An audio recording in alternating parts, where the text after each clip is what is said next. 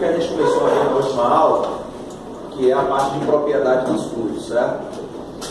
Mas antes de eu começar a aula de hoje, é bom a gente fazer uma revisãozinha muito rápida do que a gente viu na aula passada.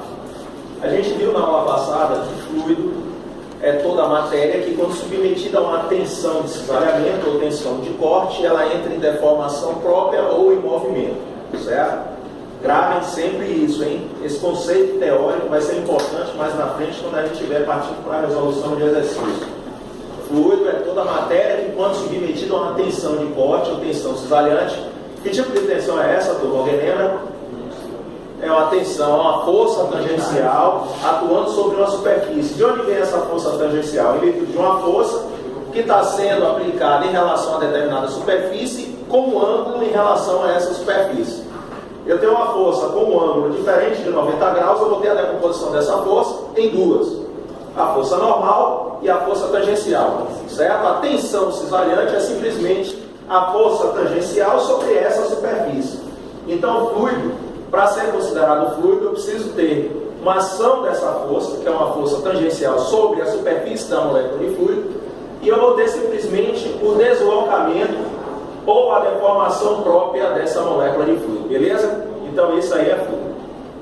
A gente viu uma outra propriedade importante, também chamada de princípio da aderência. Vocês lembram o que é o princípio da aderência?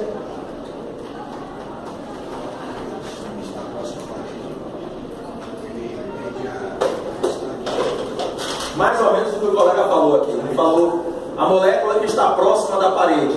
Eu vou melhorar o que ele está dizendo. Ó. Toda molécula de fluido que estiver imediatamente em contato com a parede que o contém vai adquirir a velocidade daquela parede. Isso é o princípio da aderência. Ou seja, se eu tenho uma molécula de fluido que está em contato com a parede de uma tubulação, aquela molécula de fluido que está em contato com aquela parede vai adquirir a velocidade da parede, né? A parede de uma tubulação tem velocidade? A gente sabe que não. A gente nunca viu parede de tubo saindo andando por aí, certo?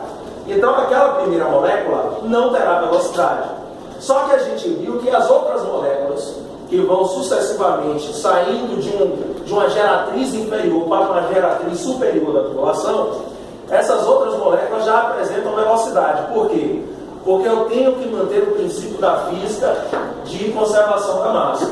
Então, em algum ponto dentro dessa tubulação, eu vou ter que ter uma máxima velocidade para compensar essas velocidades que são zero na parede, na geratriz inferior e superior da tubulação. Na geratriz, né?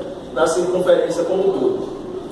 Onde é que é esse ponto que eu tenho maior velocidade da molécula de fluido? A gente viu que era no centro da tubulação, certo?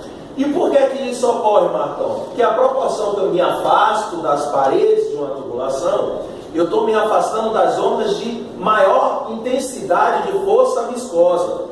O que é a viscosidade que a gente viu na semana passada? A viscosidade nada mais é do que a força de atrito existente nas moléculas de fluido, certo? Então, a proporção que eu me afasto das paredes de uma tubulação, eu estou me afastando da região de maior intensidade de forças viscosas. Mas, Marcos, como é que você sabe que essa é a região de maior intensidade? Porque eu não consigo fazer aquela molécula da parede se mover, certo?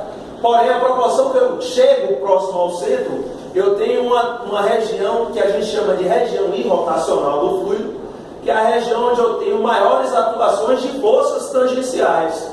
Ou seja, essas forças tangenciais superam as forças viscosas, fazendo com que a molécula de fluido entre em movimento, certo?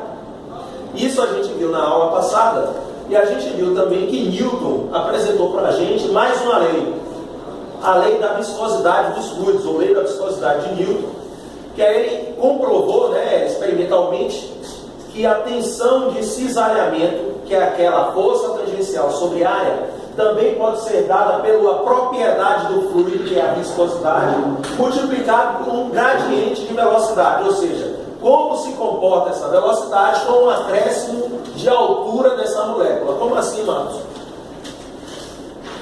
Eu tenho aqui uma tubulação e aqui embaixo eu tenho a primeira molécula. Aqui eu tenho a segunda, aqui eu tenho a terceira. A proporção que eu me desloco assim, na linha vertical, eu tenho uma variação de velocidade de molécula a molécula.